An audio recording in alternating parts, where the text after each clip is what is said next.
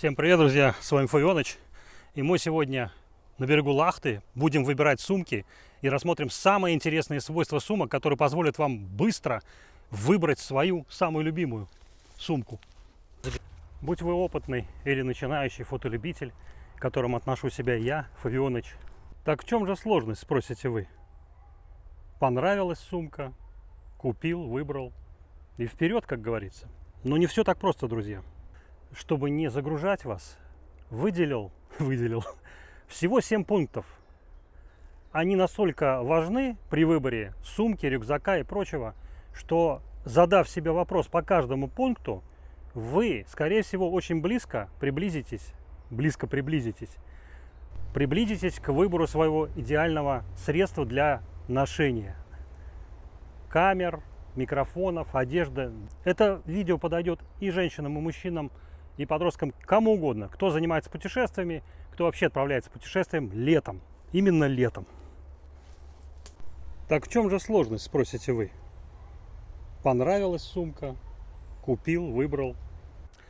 А сложность, друзья, состоит в том, чтобы вам было комфортно, приятно, красиво, весело передвигаться с вашими вещами, в том числе одеждой, которую лето, кстати, большей частью снимают, чем одевают.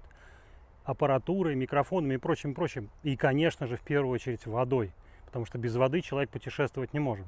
И мы сегодня как раз будем рассматривать варианты, благодаря моему многолетнему опыту, сколько я разных сумок перепробовал и к какому выводу я пришел при выборе именно сумки или портфеля, хотел сказать, для путешествий. Давайте попробуем вместе разобраться, в чем же секрет выбора.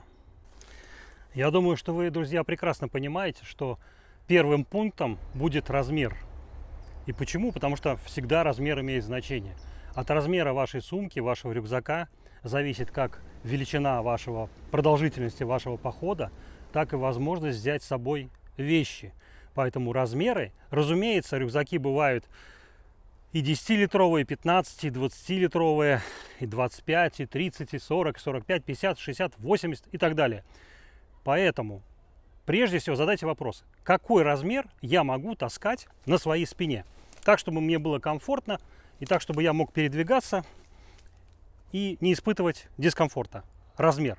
Может быть, по каким-то другим причинам вы выберете конкретный размер вашего рюкзака или сумки.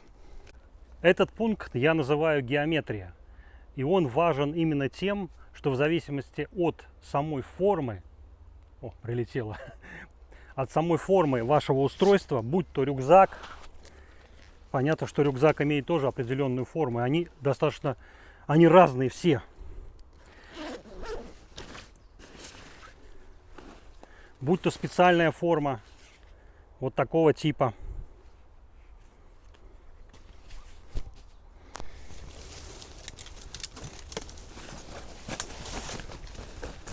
не вытаскиваться.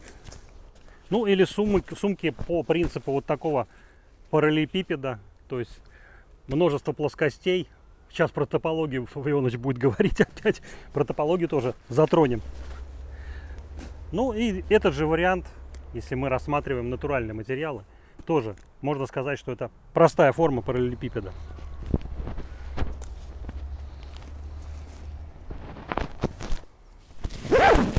Это тоже, кстати, имеет какую-то форму, надеюсь. Следующий пункт, друзья, это материалы. Как вы знаете, натуральные материалы, которые состоят из растений, а это может быть хлопок, канвас так называемый, это просто плетение, изначально делалось из конопли, лен, другие материалы. Натуральные материалы, конечно же, приятны для тела и позволяют впитывать влагу. При этом они, хорошие материалы, как правило, вентилируются. И, например, в таких сумках, про которые я рассказывал множество видео, подсказка будет, чем отличается изделие классического домки от других компаний. С противоположной стороны стоят современные синтетические материалы, как так называемый нейлон или в более плотном его варианте кордура. Как, например, делает это компания Levepro. Про эту сумку, кстати, меня просили рассказать поподробнее. Это облегченный вариант Lovi Pro, спорт-версия. Когда мы говорим о старых материалах, мы имеем в виду в первую очередь, конечно, вот такой нейлон. Он может быть с рипстопом. Это специальное плетение для того, чтобы при порезе ткань полностью не расползлась. Ну и внутри, конечно, тоже комбинированные материалы. Как правило, это тоже синтетические.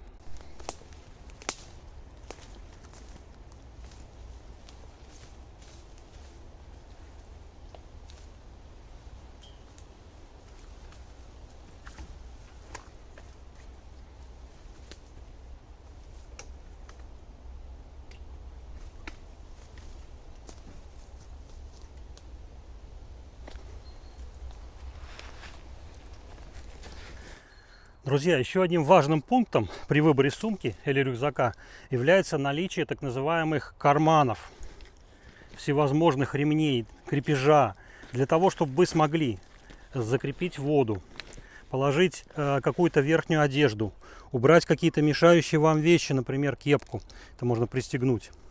То есть все это составляет некие мелочи, но они на самом деле очень сильно влияют на комфорт вашего перемещения. Поэтому наличие специальных водоотталкивающих молний, они значительно дороже, специальных пристяжных ремней и крепежа для вашего штатива, на котором мы сейчас с вами снимаем. Поэтому вот эти тонкости, мелочи, да, казалось бы, они присутствуют не только в дорогих рюкзаках, о котором мы сейчас не будем рассказывать. У меня есть отдельное видео, посвященное линейке Mountain от F-Stop. Даже в таких сумках, которые были в 90-х, там, в 80-х, которые выглядели как чемоданы, если вы внимательно посмотрите, то вы найдете, что в этой сумке тоже есть большое количество карманов, как внутренних, так и наружных. И в эти карманы вы сможете убрать свою мелочевку, документы. Во многих сумках даже такого уровня есть скрытые карманы, где может храниться ваши документы, например, вот такой вариант. Есть специально назначенные карманы. Например, в данном случае защита от дождя обеспечивается вот таким съемным специальным дождевиком, который в случае дождя, не дай бог, сегодня пойдет, вы сможете надеть, не одеть, а надеть. Запомните. И путешествовать уже с комфортом. Поэтому это очень важно. Да. Внимание нужно обратить на вот такие кармашки, которые позволят вам быстро хранить какие-то вещи, не потеряв их. Ну, очки, конечно, без чехла не убирает, но тем не менее.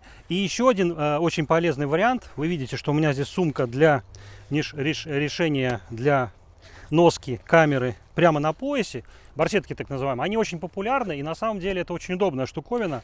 Но немногие знают, что, например, можно это комбинировать. Сейчас я вам покажу. И получается что? И получается у нас, грубо говоря, брюки превращаются, брюки превращаются брюки. Вот, еще одна сумка. Если мы отстегнем этот ремень, ремни, кстати, лишние никогда не бывает. Не только для детей, но и для сумок. И здесь у меня, видите, кто смотрел мои ролики, знает, как я модифицировал ремни. С помощью вот таких устройств можно крепить используйте на максимум ваши сумки. В любой сумке всегда должен быть инсерт, который позволяет защитить ваше устройство от ударов во время переноски. И даже в такой маленькой сумке это есть. В этой сумке есть. В этой сумке есть. Ну и говоря уже про рюкзаки и прочее. Инсерты, про них я отдельно записывал несколько роликов. Вы можете посмотреть, что это. И обязательно посмотрите видео, где я превращал любую сумку, пусть тут даже просто какой-то мешок обычный, в профессиональную фотографическую сумку. Тест на балансировку. Оп. Тестировать будем эко-босоножки. И насколько я ногу свою залечил. Вдруг вам придется через водопады перебираться на вот таких бревнах на высоте. Ну и, друзья, не забывайте, что подписаться на канал Фавионыча. Кто интересуется фотографией, у нас есть группа Telegram Фотоскоп, где мы разбираем ваши работы. И сейчас объявлен конкурс мною. где в качестве приза будет одна из интересных сумок для фотографа. Поэтому вперед, друзья! Все, что от вас требуется, история дерева, там все подробности написано. Некоторые спросят, а что это у тебя сзади такое? А это вот оно, тоже сумка для штатива. Супер компактная. Какие-то негодяи здесь полиэтилен выбросили. Нет, чтобы вложить его просто в сумку какую-нибудь. Камон, вытащить и выбросить. Ни в коем случае, друзья, не оставляйте после себя мусор. Сумка как раз и предназначена для того, чтобы его можно было вынести из леса и выкинуть. С вами был Фавионыч. Увидимся. Чайник сказал утюгу: я дальше идти не могу.